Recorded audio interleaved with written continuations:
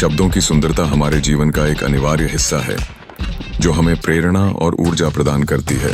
हिंदी कविता में भावनाओं की गहराई होती है, जो पाठकों के दिलों में एक अनूठा प्रभाव छोड़ती है।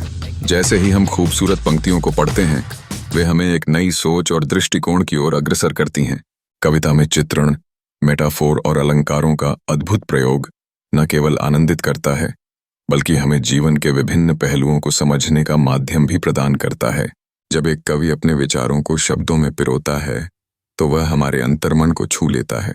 ये शब्द जब हवा में लहराते हैं, तो जैसे एक मधुर संगीत की धुन गूंजती है। हमारी संस्कृति में कविता एक अमूल्य धरोहर है, जो हमें आत्मविश्लेषण और संवेदनशीलता की ओर ले जाती है।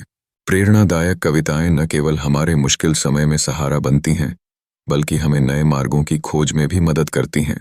जब हर शब्द एक नई कहानी कहता है, तब शब्दों की इस खूबसूरती को समझना आसान हो जाता है। अंततः हिंदी की प्रेरणादायक कविताएं निस्संदेह हमें उत्साहित करने, संजीवनी प्रदान करने और जीवन की संपूर्णता को महसूस कराने वाले एक साधन के रूप में कार्य करती हैं। ये शब्द हमारे भीतर एक उज्ज्वल प्रकाश की तरह चमकते हैं, जो हमें हमेशा आगे बढ़ने के लिए प्रेरित करते हैं।